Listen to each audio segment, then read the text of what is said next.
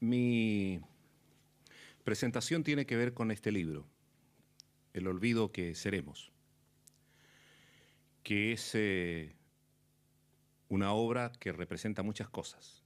Una de ellas son los datos biográficos de la familia de Héctor Abad y particularmente de su padre, que fue asesinado por paramilitares en Colombia. Su padre era un médico que no se dedicaba solo a curar a los enfermos de sus dolencias físicas, sino que también tenía la pretensión de curar las otras dolencias, las dolencias sociales y aquellas que están vinculadas con el respeto a la libertad y a los derechos humanos. De tal manera que le he pedido a Héctor que en un resumen muy breve, de unos 20 minutos, él nos hable de esta relación que existe entre la literatura y las emociones a partir de lo que representa para él el olvido que seremos. Luego de esa introducción que él va a hacer, naturalmente vamos a mantener un diálogo mucho más fluido.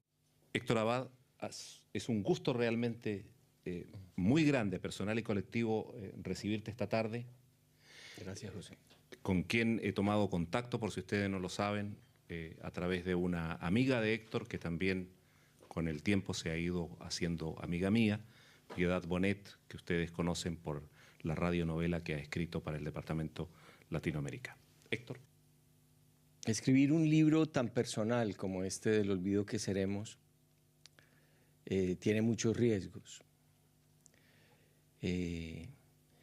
Yo no soy tan egocéntrico como para pensar que mi propia vida tiene mucha importancia.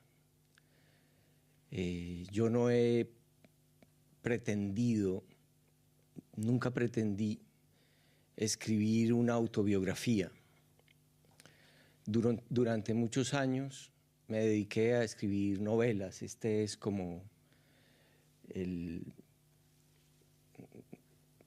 mi séptimo libro, digamos, de narrativa, y he escrito otros de ensayos. Escribí novelas que hacían reír, novelas más o menos frívolas, novelas con títulos como Fragmentos de amor furtivo o libros de género incierto como Tratado de culinaria para mujeres tristes. Pero digamos que hace unos 5 o 6 años, cuando el pelo se me empezó a volver claramente blanco, yo me di cuenta de que había en mi historia personal, en la historia de mi familia, cosas que me habían pasado y que yo en mi oficio como escritor no podía pasar por alto. Por mucho que uno quiera llevar una vida feliz, tranquila, despreocupada, incluso frívola, puede haber un momento de la vida en que los recuerdos y una cierta sensación de deber, de obligación, te inviten a hacer algo distinto. Hay escritores a los que la experiencia vital los ha obligado a escribir sobre sus propias vidas sin ser para nada egocéntricos. Estoy pensando, por ejemplo, en Primo Levi con su gran novela sobre los campos de concentración, Se questo è un uomo, si esto es un hombre, en Imre Kertész, que es el mismo caso, en Jan Amery, que fue llevado desde Holanda también a un campo de concentración. Personas que vivieron experiencias límite muy fuertes, que no son comparables con la mía, pero que se dieron cuenta de que, a diferencia de muchos otros que prefieren darle la espalda a la historia que han vivido para tratar de olvidarla, para tratar de sobrevivir, se dieron cuenta de que era importante también contarla, importante para ellos, pero sobre todo tal vez para los lectores, y con una esperanza más o menos ilusa a veces, de que cosas así no se repitieran. Cuando la violencia toca a la puerta de la casa de uno y cuando uno ha escogido para su vida una profesión como la de escribir, hay un momento en que esa violencia que tocó a la puerta de tu casa no se puede evadir y uno no puede simplemente darle la espalda.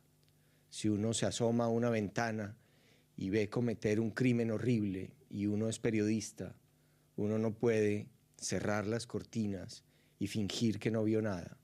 Uno tiene que contarlo. Y si ese crimen se comete contra alguien que es de tu casa, pues tiene que contarlo también en algún momento. Después de casi 20 años del asesinato de mi padre, que ocurrió en 1987, cuando les digo, yo vi que mi pelo se estaba volviendo blanco y de que los jóvenes piensan siempre que son inmortales, yo me di cuenta de que era muy mortal. Vi que esa historia de mi familia, esa historia de mi padre, nadie la podía contar. Noté que ese médico bueno que había sido apreciado en Medellín y en Colombia, un profesor universitario de la Cátedra de Medicina Preventiva y Salud Pública, estaba siendo más o menos olvidado, que solamente algunos de sus alumnos médicos lo recordaban con cariño, pero no más.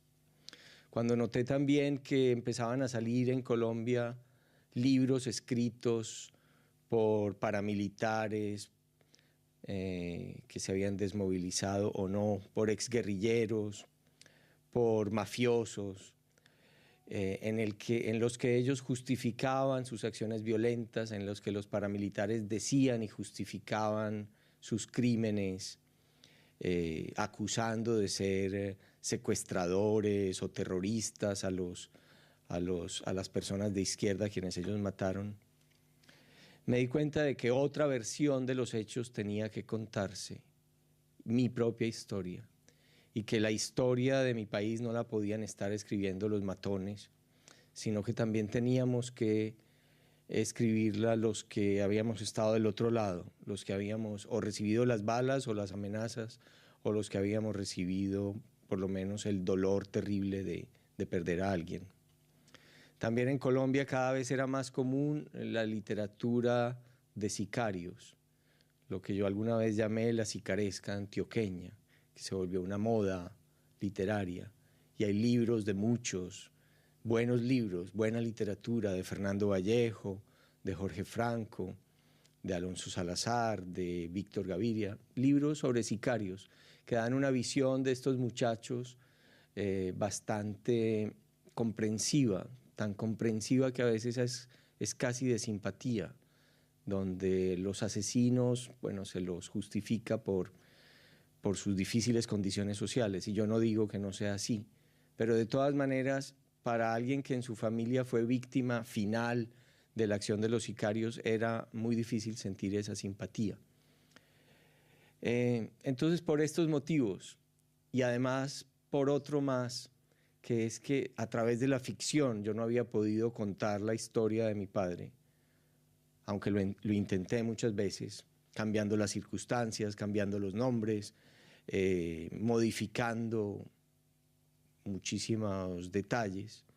Siempre eso que me salía no me satisfacía. Me parecía que la historia real y verdadera de mi padre era más interesante que lo que yo podía transformar en la ficción. El otro problema era que cada vez que me ponía a hacerlo, en forma de memoria, en forma no realista, sino de manera sin inventar nada, yo me conmovía tanto que me salía una historia sentimental, una historia lacrimosa, una historia cursi. La dificultad literaria para escribir sobre alguien bueno era muy grande. Hay una tradición literaria antigua de escribir sobre padres terribles, sobre padres autoritarios, duros. Los escritores se han tenido que defender de padres insoportables para los cuales el oficio literario es una maricada, como decimos nosotros, una mariconería, algo poco práctico que no se debe ejercer. Es el caso de Vargas Llosa, que en sus memorias relata de qué manera odió y todavía el día de hoy sigue odiando a su padre. O el caso más emblemático es el de Kafka con su carta al padre, que es una carta de recriminaciones y de odio. Y en general, los padres literarios suelen ser padres duros, poco amorosos, con los que los escritores tienen que luchar y de alguna manera, como freudianamente, matarlos para poder escoger su profesión. El caso mío era el contrario. Yo había crecido en el seno de una familia agradable, tolerante, buena, y con un padre sumamente amoroso, incluso mucho más amoroso que mi misma madre. Tal vez por la circunstancia de que yo fuera el único varón entre 6 hermanos.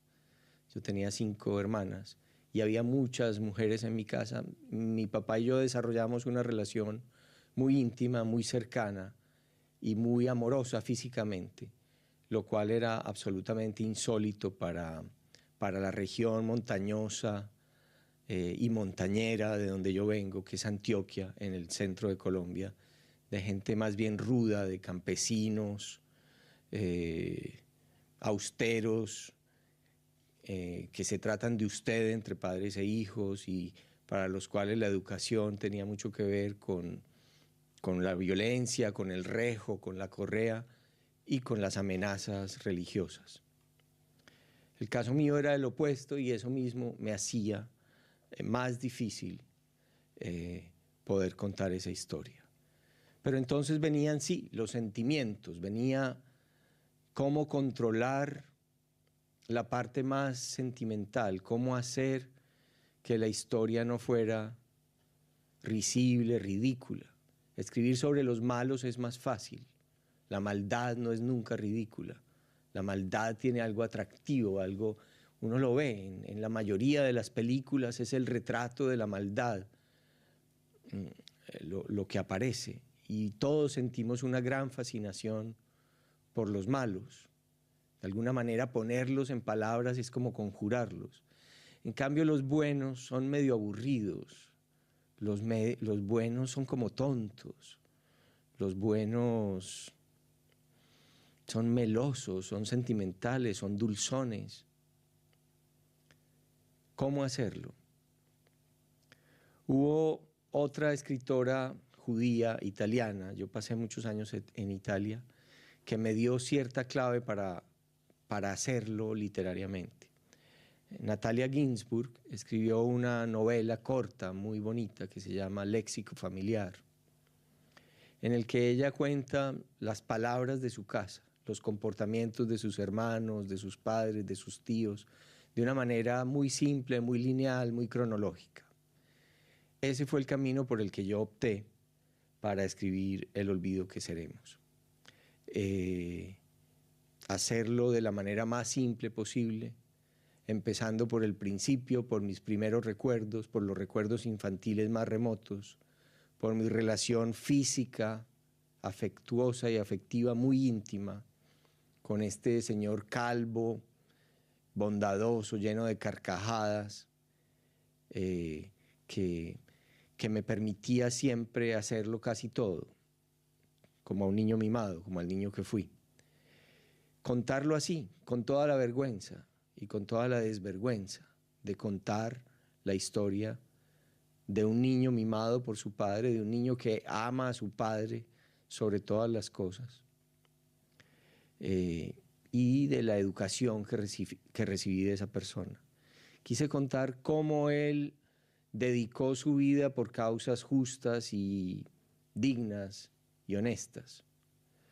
De alguna manera se saben muchas historias de colombianos terribles, de colombianos mafiosos, se escriben biografías una y otra de Pablo Escobar, de paramilitares, de guerrilleros holandeses o colombianos. Son esos los personajes que atraen. Yo quise hablar de una familia normal, de clase media, en la segunda ciudad de Colombia, de un médico, profesor de la universidad, y una madre que, preocupada porque los profesores universitarios ganaban muy poco dinero, se dedicó a tratar de conseguir plata por su propia cuenta. Una familia sui generis y particular en cierto sentido, porque había una mujer práctica pero muy religiosa y un hombre sin ningún sentido práctico y ateo. Entonces, en una familia contradictoria, una familia donde mi madre había crecido con el arzobispo de Medellín porque era huérfana y él era su tío y era como la hija del arzobispo, un señor muy conservador que prohibía ir a ver películas donde a las mujeres se les viera el brazo. Y un señor sumamente liberal que se paseaba desnudo por la casa porque ese era el cuerpo humano y mis hermanas y yo nos teníamos que acostumbrar a conocer el cuerpo humano desde chiquitos.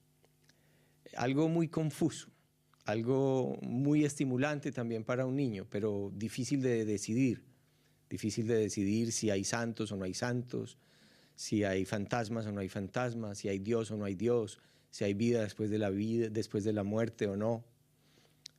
Y en ese sentido también entonces una familia que reunía lo que en España se llamó las dos Españas y lo que en Colombia son también las dos Colombias, una más conservadora, clerical, pacata, rezandera, católica, anticuada, decimonónica, y una otra liberal, iluminista, casi como de iluminista en el sentido de la Ilustración francesa, que creía que con los valores de la libertad, de la educación, de la justicia social, se podían conseguir sociedades mejores, más justas, más desarrolladas, incluso con un optimismo probablemente excesivo. Bueno, quise contar esa historia. Quise contar más la vida de ese hombre bueno que el hecho final, que también es lo que tengo que contar en los últimos capítulos del libro, que es el hecho mismo de las amenazas y del asesinato. Como yo no quisiera contarles los detalles de este libro, porque es en los detalles donde se juega la literatura, quiero contarles solamente algo que me pasó casi que después de que acabé este libro, y es la historia del título y de un poema. El libro se llama El olvido que seremos, porque cuando a mi papá lo matan el 25 de agosto de 1987, cerca de la oficina de derechos humanos que él tenía en el centro de Medellín y que quedaba en el segundo piso de una casa, donde también funcionaba la oficina de mi mamá en el piso de abajo, de negocios, de administración de edificios y de propiedad horizontal. Cuando a él lo matan, a 3 o 4 cuadras de allí, nosotros vamos a ese sitio porque un hombre de radio me llama por teléfono y me dice, bueno, yo paso y me dice, Héctor, qué bueno irte, por aquí estaban diciendo que te habían matado. Y yo entendí en ese momento que si habían matado a alguien que se llamaba Héctor Abad era porque habían matado a mi papá. Y le dije a mi mamá, vamos a este sitio donde dicen que han matado a alguien. Y fuimos. Mi mamá le quitó a mi papá el anillo de matrimonio y yo busqué en los bolsillos de su saco, de su chaqueta, y encontré 2 papeles. Un papel donde estaba la lista de las personas amenazadas de muerte por los paramilitares, una lista larga, como de 20 personas, que ellos decían que por comunistas había que matar. Y como envolviendo ese papel, esa lista de la muerte, un poema escrito a mano, de puño y letra, con la caligrafía de mi padre.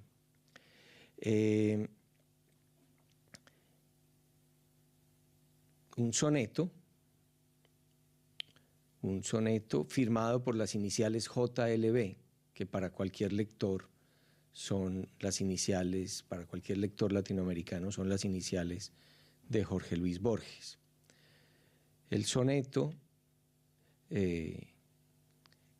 nosotros lo pusimos en la lápida del cementerio donde enterramos a mi padre, y yo lo publiqué también en un periódico 2 meses después del asesinato de mi padre, contando esto que les acabo de contar, contando un poco cuál era la historia, hice como un esbozo de biografía, cuál era la historia de ese médico que había hecho, que había vacunado, que había luchado por el agua limpia, por los acueductos, por los alcantarillados, y que al matarlo yo había encontrado en su bolsillo este poema, como si un papel pudiera protegerlo de las balas.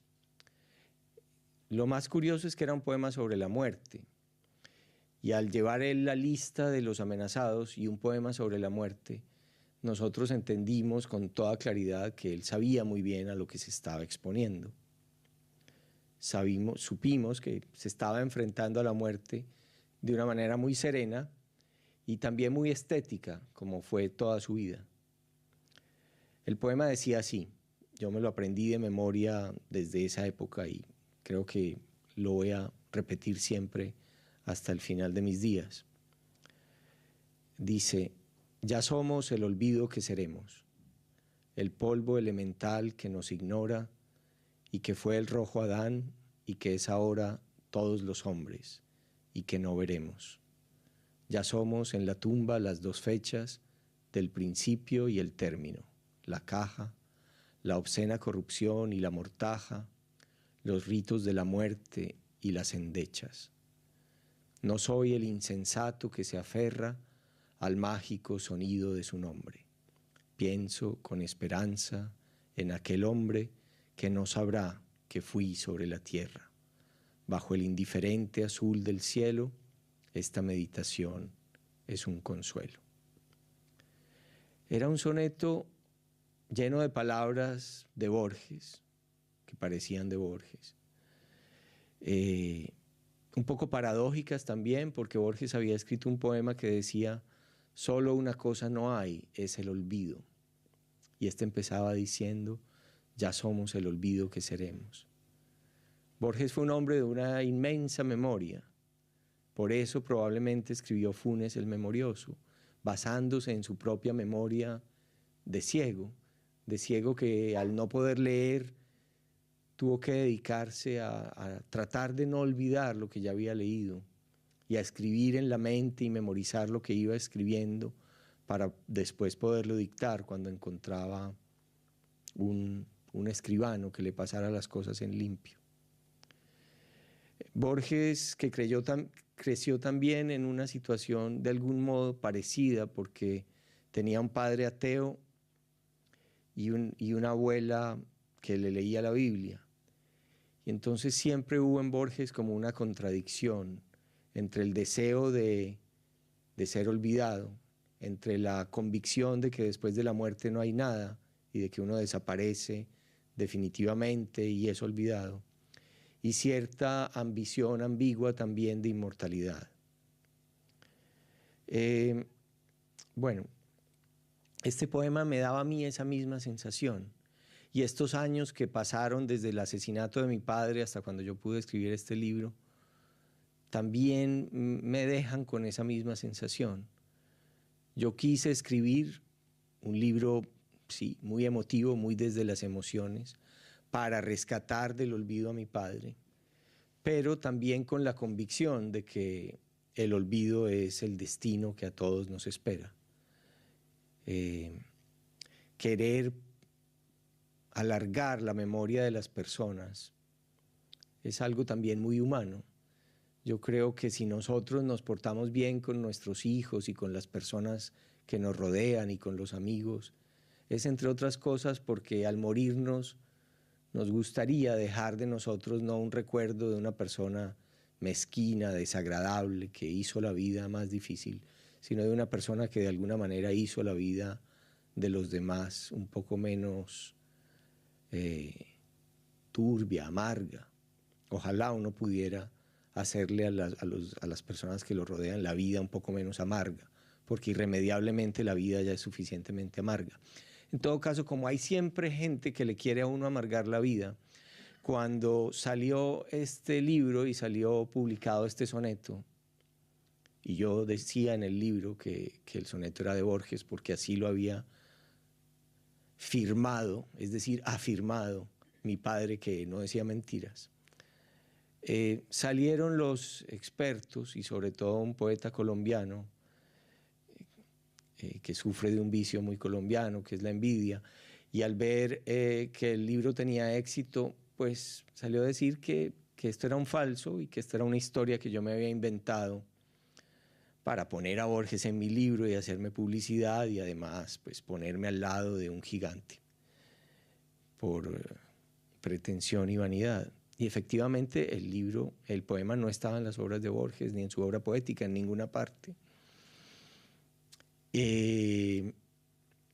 Entonces, yo empecé a dudar, claro, de quién podía ser el poema. Yo le escribí a este mismo poeta, porque él dijo que el poema lo había escrito él, en realidad, que era un soneto escrito por él mismo. Él se llama Harold Alvarado Tenorio. Y yo dije, bueno, a lo mejor escribió una buena imitación de Borges y ¿qué se va a hacer? Pues me va a tener que aceptar que el poema es de una persona que me cae mal y voy a tener que decir que el poema es bueno a pesar de que lo escribió alguien que me cae mal y no alguien a quien admiro tanto como Borges. Si es así, pues me toca tragarme ese sapo, como dicen en italiano. Yo lo llamé y él me dijo, sí, el poema lo escribí yo, lo publiqué en la revista Número, que es una revista literaria de Colombia, y yo le dije, bueno, ¿en cuál revista? Me dijo, tal revista. Yo fui a ver, era una revista del año 93. Yo le dije, pero es que a mi papá lo mataron en el 87. Esta es una publicación del año 93, además el soneto tiene errores de métrica y de rimas en esto que tú publicaste. Y me dijo, no, yo lo escribí, siento mucho, y si tu papá lo llevaba en el bolsillo, lo llevaba en el bolsillo antes de que yo lo escribiera. Entonces ya la historia era Borges puro. Un soneto sobre la muerte encontrada en la camisa o en la chaqueta de un hombre muerto, firmado por un tal Borges, pero después escrito 6 años después por otro señor, Harold Alvarado Tenorio, que además, en su primer libro de poemas, este poeta Harold Alvarado Tenorio se había autoescrito un prólogo de Jorge Luis Borges, porque el señor tiene una tradición de plagiario y de farsante. Pero eso mismo le daba credenciales como alguien experto en Borges, capaz de imitar sus palabras y quizás a lo mejor capaz de escribir un soneto. Me dijo, no, a lo mejor yo lo escribí antes y lo publiqué en alguna parte. Yo en esa época tomaba mucho trago, seguramente tuve un delirium tremens, yo no me acuerdo dónde lo saqué. Entonces yo escribí un artículo en la revista Semana de Colombia, que era donde yo publicaba mis columnas semanales, contando lo que les acabo de contar y pidiendo ayuda, diciendo, si alguien me puede ayudar, por favor, ayúdenme, porque yo no entiendo cómo un poema escrito en el año 93, mi papá lo llevaba en el bolsillo en el año 87. No es de Borges, tal vez, porque no aparecen las obras de Borges. Y al mismo tiempo les escribía a los biógrafos de Borges, a los expertos de Borges, en la Universidad de Iowa, en la Universidad de Buenos Aires, en la Universidad de Oxford, a todos les escribí. Por favor, ustedes conocen, saben este poema, saben algo de este poema. Todos los que me contestaron, no, eso es un simple plagio escrito por un señor Harold Alvarado Tenorio, siento mucho. El poema que llevaba en el bolsillo de su papá es apócrifo, es un falso, es un plagio. Lo que no me cuadraba a mí eran las fechas y el hecho de que el poema publicado por Harold Alvarado Tenorio tuviera fallas métricas. El soneto tiene una estructura muy precisa, muy rígida. Pero entonces yo tengo una librería de viejo en Medellín. Ya se está acabando el tiempo. No, para nada. Sigue tranquilo. Yo tengo una librería de viejo en Medellín que se llama Palinuro, Libros Leídos. Y después de mi artículo, no sé, unas semanas después, se apareció allá una señora, Tita Botero de nombre, a quien yo nunca he visto todavía, y le dijo ahí a uno de mis amigos socios, bueno, yo creo que sé de dónde sacó el doctor Abad el poema que llevaba en el bolsillo cuando lo mataron. Y sacó un viejo recorte ya amarillo por el paso del tiempo, que su marido guardaba entre las obras completas de Borges. Y era una publicación del año 87, del mes de mayo, de la misma revista donde yo había publicado mi artículo, Semana, donde decía inéditos de Borges y una historia, unos estudiantes de Mendoza, en Argentina. Se estaba cumpliendo casi un año de la muerte de Borges, que se murió en junio del 86. Y ellos habían hecho, decía la revista, una pequeña edición como homenaje a Borges, preparando el primer aniversario de su muerte, con 5 poemas inéditos, y la revista publicaba 2. No decía nada más. Yo había conseguido una estudiante de periodismo en Medellín, a la que le había pedido que buscara en todos los suplementos literarios y en los periódicos de esos meses alguna publicación de donde mi papá hubiera podido tomar el soneto. Ella no había encontrado nada, pero al encontrar este papel de Semana, ella fue a la emisora de la Universidad de Antioquia, que creo que tiene relaciones con ustedes, y mi papá tenía ahí un programa de radio todos los martes, y en el programa de la semana siguiente a la publicación del soneto en la revista, él había terminado su programa leyendo este poema. Y la estudiante, pues, que me estaba haciendo la investigación, me mandó, yo en esa época estaba viviendo en Alemania, me mandó por correo electrónico un audio de mi papá leyendo el poema. Yo llevaba casi 20 años sin oír la voz de mi padre y volví a oírla recitando este poema, que fue un momento muy, muy emocionante, porque Borges mismo decía que no había, en un poema muy bonito que él le dedica a su padre, él dice que la verdadera recuperación de la memoria sería volver a oír la voz de su padre. Él dice, de mi padre que vuelve y que no ha muerto. De alguna manera yo sentí que al oír otra vez la voz de mi padre recitando el poema, era como si volviera a hablarme, como si no hubiera muerto.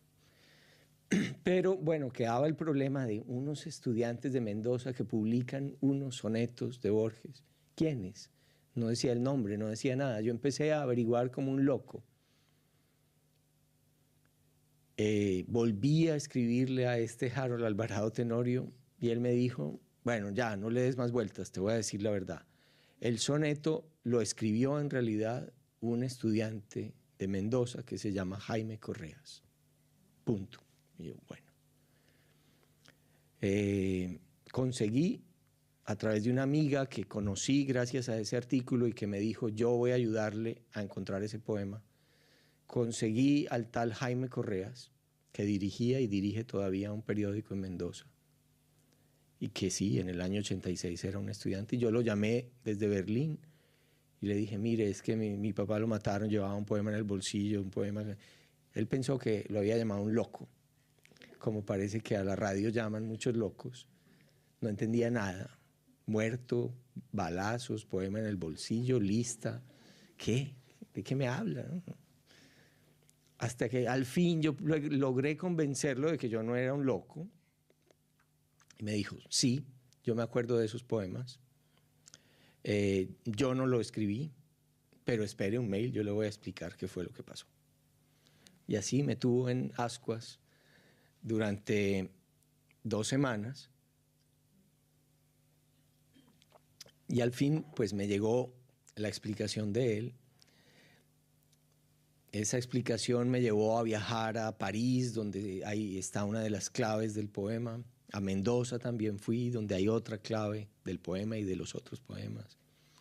A la provincia de Buenos Aires, donde hay un pintor que tiene que ver con el origen del poema. Y tuve que escribir casi que otro libro, que es como un apéndice de este, contando no quién es el asesino, sino quién es el autor de un poema.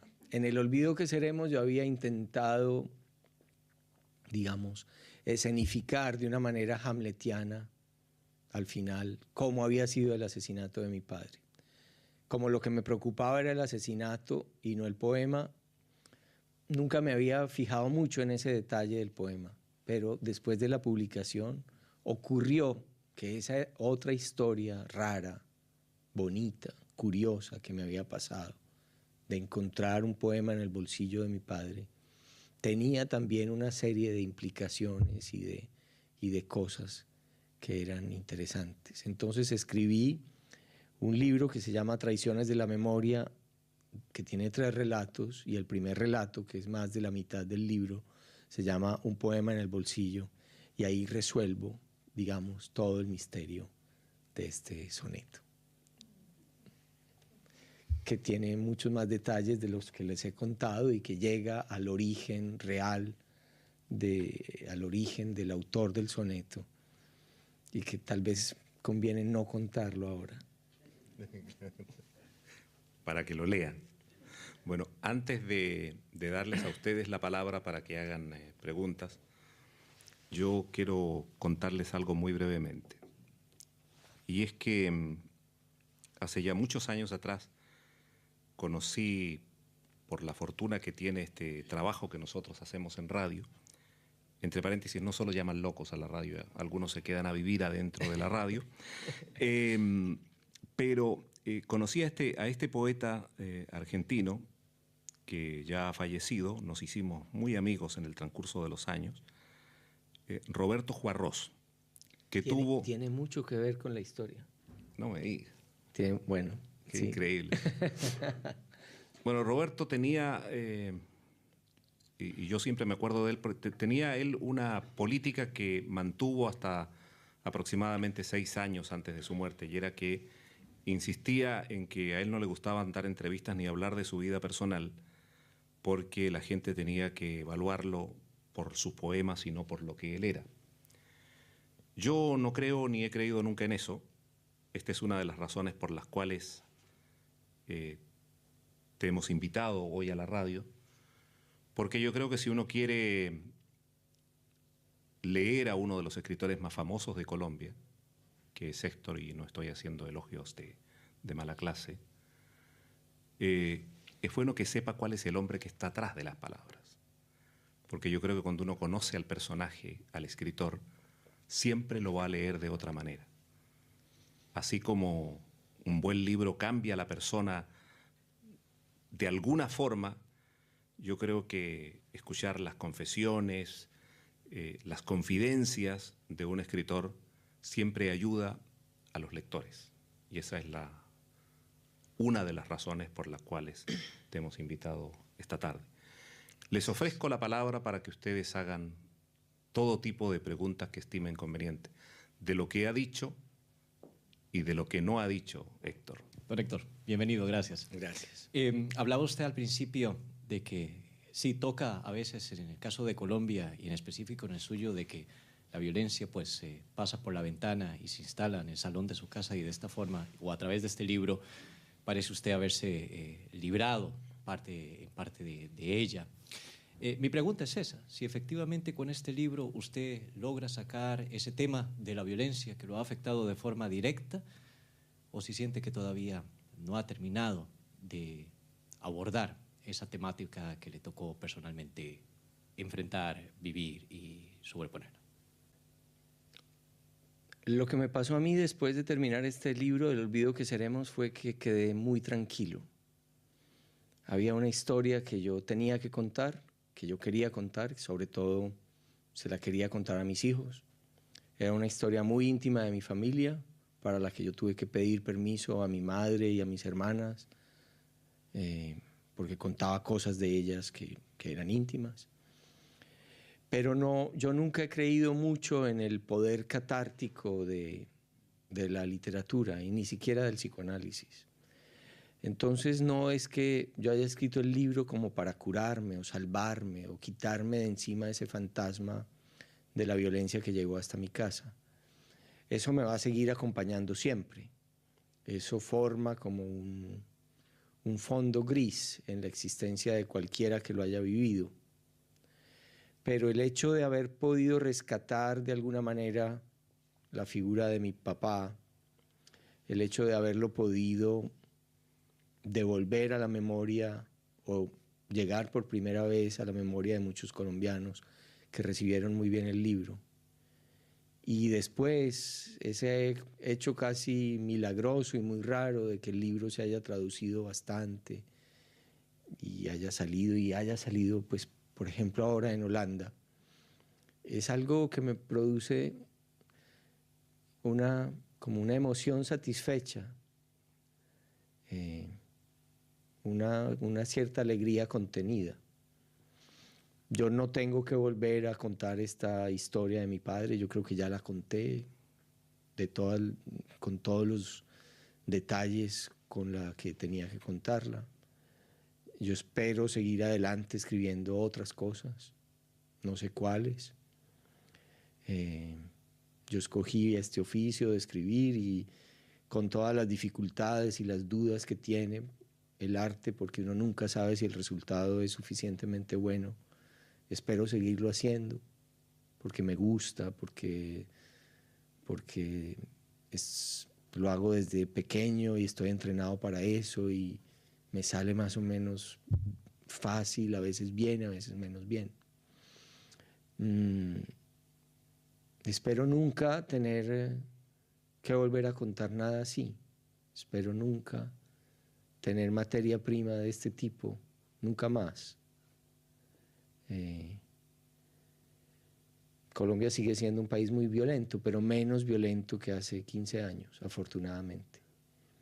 Y espero que los cambios positivos que ha habido, los cambios que ha habido en Medellín, una ciudad a la que yo llegué a odiar y en la que ahora vivo otra vez, sigan por ese camino de disminución de la violencia, para que libros como el mío pues no tengan que volverse a escribir. Ojalá. Su padre fue una persona muy especial, sobre todo para mí, leyéndolo. Él tiene muy poco del machismo latinoamericano, creo yo, en su educación. Opiniones muy diferentes a lo que nosotros pensamos aquí en Occidente, que piensa un hombre latino. Entonces, ¿usted ha heredado de él la misma forma de educar a sus hijos? Bueno, mi padre decía que él había nacido en el siglo XVIII, en un pueblo perdido por allá en las montañas, Jericó, en un pueblo donde las mujeres se vestían de negro y rezaban el rosario y hablaban siempre de fantasmas, de diablos, de cosas horribles, donde la gente se moría por enfermedades fáciles de prevenir. Entonces él se consideraba a sí mismo como una persona muy vieja, como una persona que había vivido como 200 años, porque había pasado del siglo XVIII al siglo XX. Había estudiado su maestría en Estados Unidos. Yo creo que él recibió una educación típicamente machista. Mi abuelo era una persona, no digo mala, pero era una persona de su tiempo y de su cultura, autoritario, que le pegaba a mi papá con las mismas riendas del caballo, porque si mi papá se caía del caballo, porque no era de machos caerse del caballo y tenía que aprender con el fuete y con el cuero de las riendas a aferrarse bien al caballo. Fue educado así. Yo creo que casi como una reacción a la educación que él recibió, mi papá nos dio una educación absolutamente contraria. A él lo influyó mucho la pedagogía de Bertrand Russell, las ideas de la educación no violenta y en libertad de Bertrand Russell y de la escuela de Beacon Hill. Un sueño fracasado tal vez, un hermoso sueño libertario del siglo XX. Y así me educaron a mí y así nos educaron en la casa.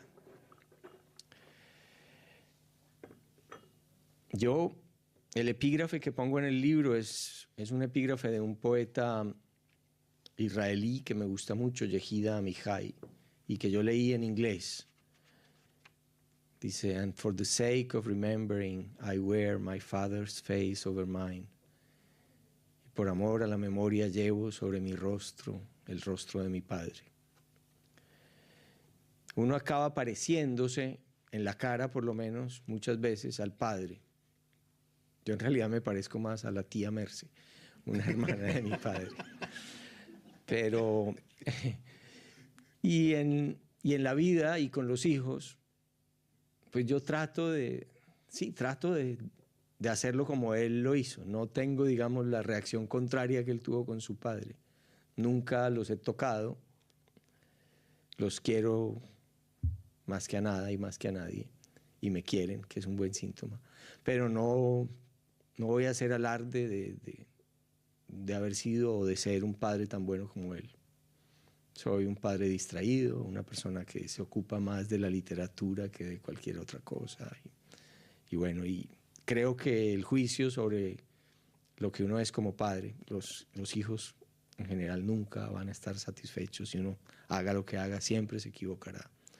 Pero lo mejor es que el juicio lo hagan después, cuando uno se muera, ellos sabrán qué decir sobre mí. Espero que no sea malo lo que tengan que decir sobre mí. ¿Por qué piensa que su padre no quiso abandonar el país a sabiendas de que estaba amenazado? Sí, eso es muy interesante. Yo cuento también en el libro otro episodio de otra tragedia familiar. Y es que una hermana mía, que tenía 16 años y que era música, cantaba en un cuarteto, tocaba la guitarra, de niña tocaba el violín. Es la persona que sale en la foto de la cubierta del libro. A ella le dio un cáncer de piel, un melanoma, y se murió. Para una persona que había tenido con sus hijos una relación tan amorosa y tan íntima, eso fue absolutamente devastador. Entonces yo creo que muchas veces la vocación de martirio ocurre cuando uno está absolutamente triste ya. Entonces, de alguna manera, yo creo que mi papá se dedicó a lo que se dedicó sin miedo y con una actitud temeraria, y al final de la vida realmente temeraria, porque su vida había perdido mucho sentido y él estaba dispuesto no a suicidarse, pero sí a que lo mataran por una causa justa. Le parecía como un acto estético, no sé. Es una interpretación que yo tengo. Yo creo que puede ser esa. Yo soy Luisa Fernanda López, soy colombiana.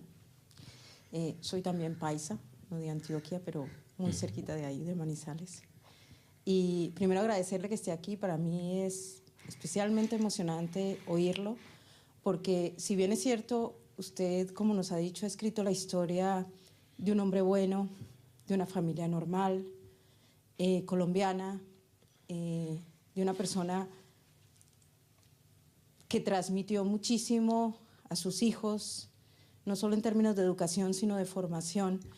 La historia que usted está contando sobre su padre, para una persona como yo, que le tocó vivir desde Bogotá el asesinato de su padre en una época muy complicada, el contar la historia de ese hombre no es solo la historia de un padre, sino de todo un grupo de personas que cayeron por esos años bajo el terror de las balas en mi país, y que yo recuerdo con especial emoción que para nosotros, una época de mucha rebeldía, de toda una generación que necesitábamos en ese momento pelear por un cambio político, pues esas muertes marcaron muchísimo. Yo personalmente le agradezco que usted haya escrito este libro, porque no es solo para usted, para su familia, para sus hijos, es también para muchos colombianos que lo vivimos de cerca, aunque fuera un hecho muy doloroso.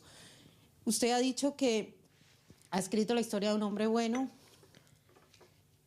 después de años de leer los colombianos la historia de hombres malos, de que los malos coparan el protagonismo de la literatura colombiana, y mi pregunta ¿es la hora de contar la historia de los hombres buenos en mi país? Y con ello vamos a lograr romper un poco esta apatía que yo siento en los últimos años, en la que hemos entrado todos los colombianos después de décadas y décadas de ver caer a gente como Héctor Abad. Pues yo no sé, yo tengo muchas dudas, incluso sobre lo que yo mismo he hecho. Yo desconfío mucho de la literatura edificante. A veces me parece que la peor crítica que se me pudiera hacer es que yo estoy tratando de hacer hagiografía, es decir, historias de las vidas de los santos, como para ponerla de ejemplo para alguien. La literatura es una cosa más compleja y yo trato de poner en este libro todas las complejidades del personaje y también de mi padre, la persona que yo más he querido. En esos años, la izquierda colombiana, y mi papá era de la izquierda colombiana, aunque era del Partido Liberal, era de la parte más a la izquierda del Partido Liberal. La izquierda colombiana padecía también de cierta condición maniquea, de tuertos. Eran capaces de ver solamente la violencia estatal y la violencia paramilitar, pero no se daban cuenta del horror que al mismo tiempo estaban cometiendo las guerrillas. Así como mi crítica al gobierno anterior, por ejemplo, de Colombia, a los 8 años de este otro antioqueño, Álvaro Uribe Vélez, es que también esa derecha colombiana es muy tuerta y veía solamente la violencia guerrillera y los secuestros, y todos los miembros del gabinete de Uribe tenían casi que tener una condición en su biografía, y es que o los hubieran secuestrado o algún familiar hubiera sido matado por la guerrilla. Viendo muy mal en este caso entonces por el ojo derecho, es decir, no se daban cuenta de los horrores incluso mayores y de las matanzas cometidas por los paramilitares. Yo he querido que este libro sea también como un libro sobre las víctimas en general, sin importar de qué lado. Y yo creo que he tenido la suerte de que en Colombia se ha leído así, que los que han muerto en secuestros, los que han muerto por los mafiosos, los que han muerto por los militares, de todas las partes se han sentido de alguna manera representados. Hay muchas muertes injustas en Colombia, sin importar de dónde vienen, de dónde hayan llegado. Es muy importante rechazar la violencia política. Yo entiendo el origen de las luchas de liberación que hubo en América Latina y en Colombia, y había un origen bien intencionado, pero ese origen desembocó en el terror y no ha producido ninguna felicidad en Colombia. Ha producido solamente también devastación y dolor. Yo lo que ahora defiendo son también valores muy tradicionales que mi padre defendió, valores liberales, democráticos y claro, de transformación y de justicia social, pero sin atajos y sin dictaduras, dictadura ni del proletariado, oí yo decir una vez, porque los que están tomando atajos y tratando de producir la justicia como por arte de magia, producen al mismo tiempo otras grandes deformaciones e injusticias por otro lado. Y es lo que está ocurriendo en América Latina en este momento. ¿Podría hacer una comparación de cómo ha sido recibido el libro en Colombia y en otros países, sobre todo en los países donde ha sido traducido? Bueno, cuando yo escribí el libro, que inicialmente era para mis 2 hijos, para que conocieran al abuelo que no conocieron. Y cuando se lo entregué al editor, él me dijo, bueno, es un libro muy íntimo, muy familiar.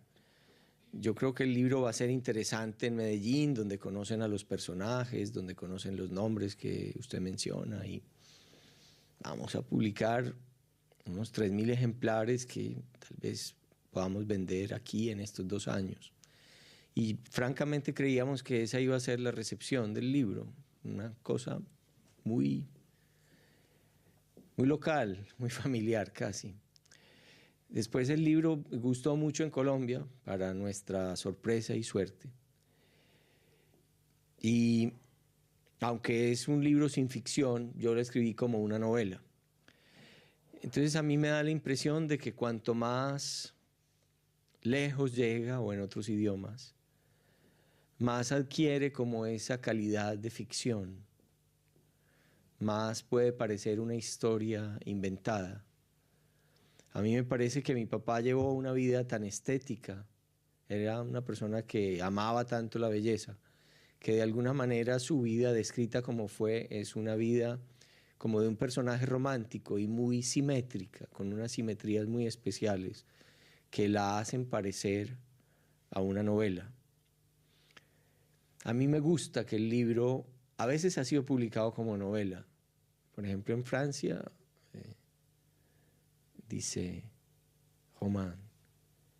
En Inglaterra, en cambio, lo publican como a memoir, como una memoria. Aquí yo no sé, pero es una colección muy literaria. No sé, cuando uno escribe algo de todas maneras de memoria, y cuando lo que ha hecho toda su vida es escribir novelas, el estilo es el estilo de una novela. Y la memoria en una persona con tan mala memoria como yo se parece mucho a la fantasía. Entonces, aunque para mí es una cosa muy íntima, referida a una persona concreta, a mí no me importa y me parece bien si es leído como si este médico bueno de Medellín, que vivía a las carcajadas, es un personaje inventado. Muchas veces los personajes inventados, los personajes literarios, viven muchísimos más años que las personas reales en el recuerdo de la gente. A mí me habría gustado escuchar su comentario acerca, en primer lugar, del contenido no sé si usted lo ha leído, ¿no?, del informe anual de Human Rights Watch publicado hoy. Y el capítulo sobre Colombia dice que, muy a pesar de lo que se divulga afuera, en Colombia siguen operando grupos de extrema derecha y de extrema izquierda, los grupos paramilitares, grupos armados, perpetrando la misma cantidad de asesinatos que en el pasado. No he leído todavía el informe de Human Rights Watch.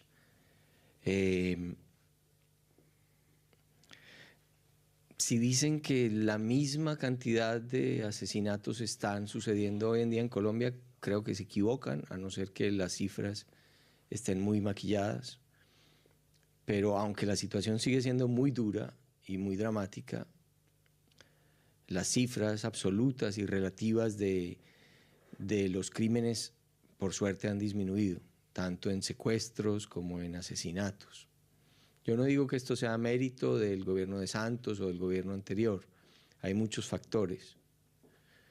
Pero en la sola ciudad de Medellín, que es la que yo más conozco y que es la que yo vivo y donde vivo, puedo decir que los homicidios pasaron de 7.500 homicidios al año, que eran como 30 homicidios diarios, en el año 93, a 750 homicidios al año en el año 2007. Han vuelto a subir en Medellín a 1.500 homicidios al año el año pasado. El año antepasado y el año pasado bajaron un poquito otra vez, como a 1.300. Entonces, y cifras muy parecidas hay en otras ciudades colombianas, aunque el caso de Medellín es el más dramáticamente positivo. Entonces, no solo la calidad de los homicidios, que sigue siendo muy grave, y los hechos atroces cometidos por la guerrilla y los paramilitares, la calidad sigue siendo la misma, pero yo creo que la cantidad es un poco menos. Ocurren, sí, cosas horribles todavía después de la desmovilización de los paramilitares, otros grupos han surgido que el gobierno se obstina en llamar bandas criminales, pero que tienen el mismo origen, es decir, una mezcla de narcotráfico y terratenientes, como en la guerrilla es una mezcla también de narcotráfico y ideales polpotianos del viejo comunismo. Pero creo que en cantidad, afortunadamente, la situación ha mejorado. Yo voy a terminar con 3 o 4 preguntas para Héctor Abad. Hoy en la mañana, cuando pasé por la redacción central con este libro, un colega me preguntó de qué se trataba, le conté la historia en 1 minuto y le dije que el autor venía esta tarde. Y su comentario textual fue el siguiente: si a mí me mataran a mi padre, yo no sé qué haría si encontrara al o los culpables. No sé qué haría con ellos, pero seguramente nada bueno. Yo he escuchado con mucha atención que tú has insistido en la educación bondadosa y buena de tu padre, pero el hecho concreto es que fue cruelmente asesinado, y entonces creo que sería bueno saber cuánto de frustración, de rencor, de odio todavía hay en Héctor Abad, producto de esa situación.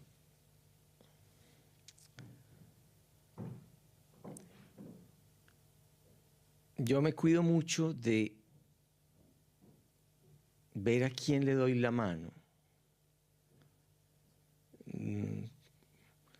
Por eso incluso en estos procesos de paz con la guerrilla o con los paramilitares, nunca he querido ir como periodista a esos sitios.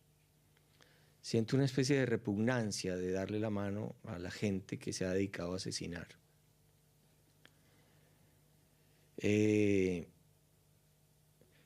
Mi padre nunca tuvo un arma en su mano y siempre enfrentó a las potencias más o menos oscuras, a los poderes y a las violencias oscuras o más claras de Colombia con armas muy simples, la resistencia en el sentido muy gandhiano de la palabra y el papel o las palabras habladas, la denuncia, nunca la acción violenta. Yo trato de seguir ese ejemplo, nunca las armas, la palabra, publicar, protestar, denunciar. Claro que a veces me pregunto si esa actitud pacífica no sea un poco tonta. Alguna vez leí una frase de Amos Oz donde él decía: lo único peor que matar a alguien es dejar que nos maten. Y yo lo entiendo en cierto sentido. Si van a matar a mis hijos, si yo lo pienso, yo creo que en ese caso yo tendría que matar antes. Pero no por eso me armo, ni siquiera en un país como Colombia. Y creo que lo único que podría hacer si se diera un caso extremo como esos sería tratar de poner yo el pecho antes de que les pasara algo a mis hijos y tratar de hacer algo con lo poco que uno tiene en las manos, o con un palo, o con un cuchillo de la cocina, pero no más. Y en cuanto a los asesinos, si los capturaran, pues me parecería bien que fueran a la cárcel, pero yo, por supuesto, no les daría la mano, no tengo ningún interés en nada personal con ellos, pero lo que más me interesa es la verdad por encima de todo. Creo que lo que más le puede servir además a una sociedad es la verdad, la justicia y no la venganza. La justicia se pone en manos de unos jueces independientes precisamente porque eso hace que la sociedad sea más civilizada. Si uno pone la justicia en manos de la víctima Si a mí me violan y me matan a mi hija, pues yo voy a querer matar al violador y al asesino, ojalá con un corta uñas. Precisamente una sociedad civilizada pone el filtro entre la víctima y el victimario de unos jueces que son los que aplican la justicia. Ese sistema es más práctico que el de la venganza personal y es el que detiene la espiral de las venganzas de lado y lado. Eso es algo a lo que ha llegado la humanidad después de milenios de prácticas como la práctica menos imperfecta. Un pequeño rodeo para la próxima pregunta. Hay una reflexión muy interesante en el libro, una de las tantas, que comienza diciendo que quien sea cree que la compasión de una u otra manera es hija de la imaginación, porque solo aquellos que son capaces de imaginarse cómo se siente el otro son los que son capaces de compasión. Y los desalmados no tienen esa compasión. Qué bueno que hayas mencionado tú a Oz, porque él también dice de que los desalmados no tienen sentido del humor, ¿verdad? Todo esto para preguntar lo siguiente. Ya sabemos que siguen habiendo malos en Colombia, ¿verdad? Sigue habiendo violencia, sí, sigue habiendo y en todas partes. ¿Pero han aumentado los buenos? Es siguiendo tu reflexión, además. No siempre se habla de los malos, hablemos también de los buenos. Yo creo que es mejor no meterse en el alma o en el corazón de las personas. Es muy difícil juzgar absolutamente quién es bueno y quién es malo. Yo creo que uno puede obtener que las personas, con esta misma materia prima que tenemos, que es difícil, la materia prima animal de los humanos es difícil. Todos somos un pozo de sentimientos buenos y malos. Uno puede obtener por ciertos mecanismos familiares, sociales, de convivencia, de cultura, que la gente se porte mejor o peor.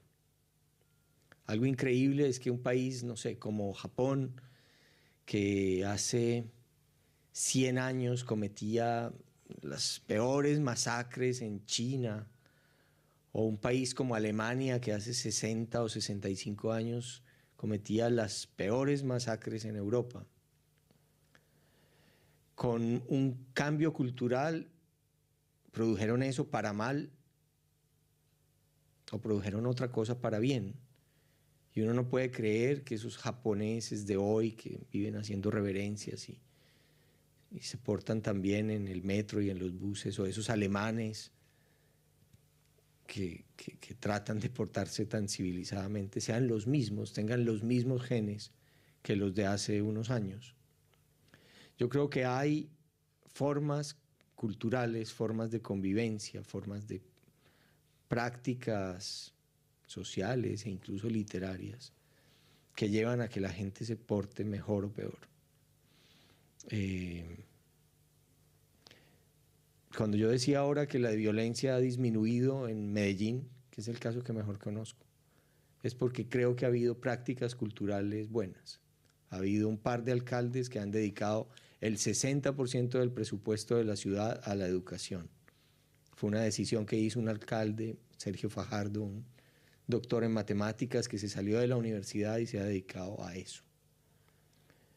Y lo que han hecho es construir escuelas y bibliotecas y un ambiente urbano mucho mejor en los barrios más pobres de Medellín. Le han hecho creer a los muchachos de esos barrios que, a diferencia de lo que se decía siempre, que no hay futuro, ellos tienen algún futuro.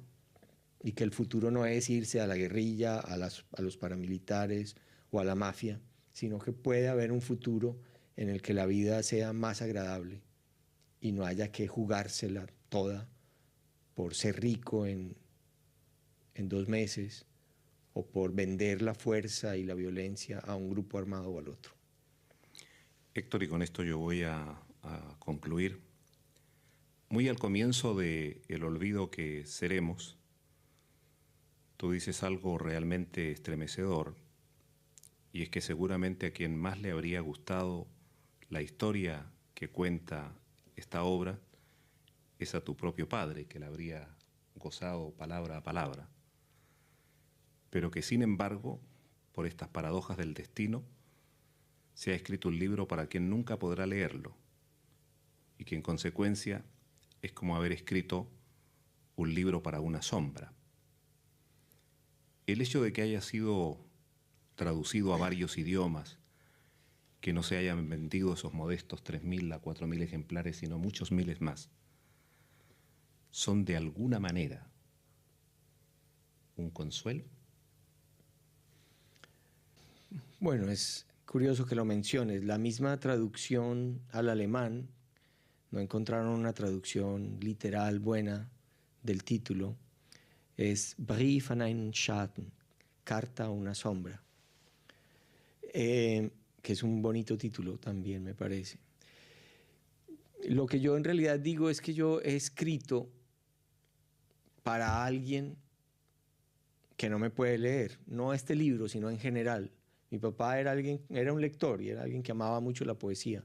Y sé que él hubiera gozado mucho con un hijo suyo, escritor, y escritor traducido, pues él se hubiera sentido muy orgulloso. No estoy tan seguro de que a él le hubiera gustado este libro. En este libro a veces yo soy muy descarnado con él. Hay algunos capítulos donde revelo partes de su intimidad que probablemente él no hubiera querido que se conocieran. Yo tuve que escribirlo así.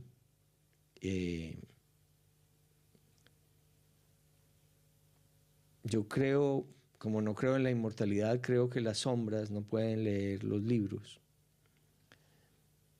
Y si pudiera leerlo, por alguna casualidad cósmica en la que no creo, espero que él sepa perdonarme que haya revelado aspectos tan íntimos de su vida.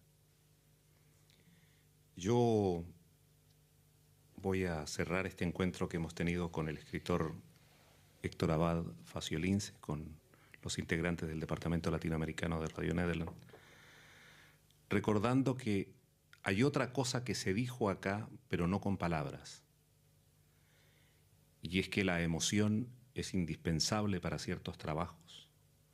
Uno de ellos es la literatura, y otro, lo creo muy sinceramente, muy íntimamente, son los medios de comunicación y particularmente la radio, que solo puede a través de la voz hacer llegar este tipo de sensaciones. Me sumo finalmente a lo que dijo en el comienzo de su participación tu compatriota Luisa López. Ha sido realmente un gusto y un honor haberte tenido aquí en los estudios de Radio Nederland. Espero que no sea la última vez y estoy seguro que usted pensará seriamente hasta fin de año la propuesta deshonesta que yo le he hecho para trabajar con Radio Nederland el próximo año. Muchas gracias por esta invitación. He estado muy bien acá y han sido muy generosos conmigo y ustedes con el tiempo. Muy amables. Mi presentación tiene que ver con este libro, El olvido que seremos, que es una obra que representa muchas cosas. Una de ellas son los datos biográficos de la familia de Héctor Abad y particularmente de su padre, que fue asesinado por paramilitares en Colombia. Su padre era un médico que no se dedicaba solo a curar a los enfermos de sus dolencias físicas, sino que también tenía la pretensión de curar las otras dolencias, las dolencias sociales y aquellas que están vinculadas con el respeto a la libertad y a los derechos humanos. De tal manera que le he pedido a Héctor que en un resumen muy breve, de unos 20 minutos, él nos hable de esta relación que existe entre la literatura y las emociones a partir de lo que representa para él el olvido que seremos. Luego de esa introducción que él va a hacer, naturalmente vamos a mantener un diálogo mucho más fluido. Héctor Abad Es un gusto realmente muy grande, personal y colectivo, recibirte esta tarde. Gracias, José. Con quien he tomado contacto, por si ustedes no lo saben, a través de una amiga de Héctor, que también con el tiempo se ha ido haciendo amiga mía, Piedad Bonet, que ustedes conocen por la radionovela que ha escrito para el Departamento Latinoamericano. Héctor. Pues tiene que contarlo también en algún momento. Después de casi 20 años del asesinato de mi padre, que ocurrió en 1987, cuando les digo, yo vi que mi pelo se estaba volviendo blanco y de que los jóvenes piensan siempre que son inmortales, yo me di cuenta de que era muy mortal. Vi que esa historia de mi familia, esa historia de mi padre, nadie la podía contar. Noté que ese médico bueno que había sido apreciado en Medellín y en Colombia, un profesor universitario de la Cátedra de Medicina Preventiva y Salud Pública, estaba siendo más o menos olvidado, que solamente algunos de sus alumnos médicos lo recordaban con cariño, pero no más. Cuando noté también que empezaban a salir en Colombia libros escritos por paramilitares que se habían desmovilizado o no, por exguerrilleros, por mafiosos, en los que ellos justificaban sus acciones violentas, en los que los paramilitares decían y justificaban sus crímenes, acusando de ser secuestradores o terroristas a las personas de izquierda a quienes ellos mataron. Me di cuenta de que otra versión de los hechos tenía que contarse, mi propia historia, y que la historia de mi país no la podían estar escribiendo los matones, sino que también teníamos que escribirla los que habíamos estado del otro lado, los que habíamos o recibido las balas o las amenazas, o los que habíamos recibido por lo menos el dolor terrible de perder a alguien. También en Colombia cada vez era más común la literatura de sicarios, lo que yo alguna vez llamé la sicaresca antioqueña, que se volvió una moda literaria. Y hay libros de muchos, buenos libros, buena literatura de Fernando Vallejo, de Jorge Franco, de Alonso Salazar, de Víctor Gaviria, libros sobre sicarios que dan una visión de estos muchachos bastante comprensiva, tan comprensiva que a veces es casi de simpatía, donde los asesinos, bueno, se los justifica por sus difíciles condiciones sociales, y yo no digo que no sea así, pero de todas maneras, para alguien que en su familia fue víctima final de la acción de los sicarios, era muy difícil sentir esa simpatía. Entonces, por estos motivos, y además por otro más, que es que a través de la ficción yo no había podido contar la historia de mi padre, aunque lo intenté muchas veces, cambiando las circunstancias, cambiando los nombres, modificando muchísimos detalles. Siempre eso que me salía no me satisfacía. Me parecía que la historia real y verdadera de mi padre era más interesante que lo que yo podía transformar en la ficción. El otro problema era que cada vez que me ponía a hacerlo, en forma de memoria, en forma no realista, sino de manera sin inventar nada, yo me conmovía tanto que me salía una historia sentimental, una historia lacrimosa, una historia cursi. La dificultad literaria para escribir cinto. Hay escritores a los que la experiencia vital los ha obligado a escribir sobre sus propias vidas sin ser para nada egocéntricos. Estoy pensando, por ejemplo, en Primo Levi con su gran novela sobre los campos de concentración, Se questo è un uomo, si esto es un hombre, en Imre Kertész, que es el mismo caso, en Jean Améry, que fue llevado desde Holanda también a un campo de concentración. Personas que vivieron experiencias límite muy fuertes, que no son comparables con la mía, pero pero que se dieron cuenta de que, a diferencia de muchos otros que prefieren darle la espalda a la historia que han vivido para tratar de olvidarla, para tratar de sobrevivir, se dieron cuenta de que era importante también contarla, importante para ellos, pero sobre todo tal vez para los lectores, y con una esperanza más o menos ilusa a veces de que cosas así no se repitieran.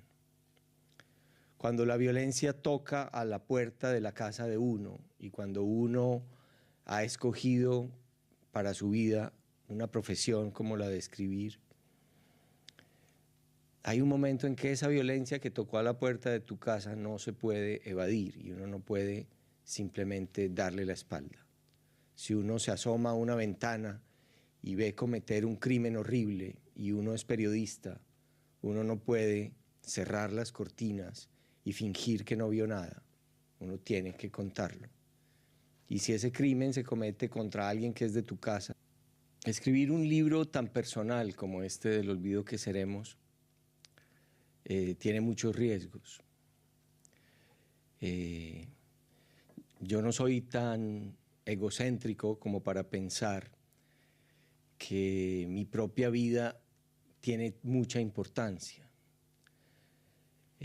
Yo no he pretendido, nunca pretendí escribir una autobiografía. Durante muchos años me dediqué a escribir novelas. Este es como mi séptimo libro, digamos, de narrativa, y he escrito otros de ensayos. Escribí novelas que hacían reír, novelas más o menos frívolas, novelas con títulos como Fragmentos de amor furtivo o libros de género incierto como Tratado de culinaria para mujeres tristes. Pero digamos que hace unos 5 o 6 años, cuando el pelo se me empezó a volver claramente blanco, yo me di cuenta de que había en mi historia personal, en la historia de mi familia, cosas que me habían pasado y que yo en mi oficio como escritor no podía pasar por alto. Por mucho que uno quiera llevar una vida feliz, tranquila, despreocupada, incluso frívola, puede haber un momento de la vida en que los recuerdos y una cierta sensación de deber, de obligación, te inviten a hacer algo distinto.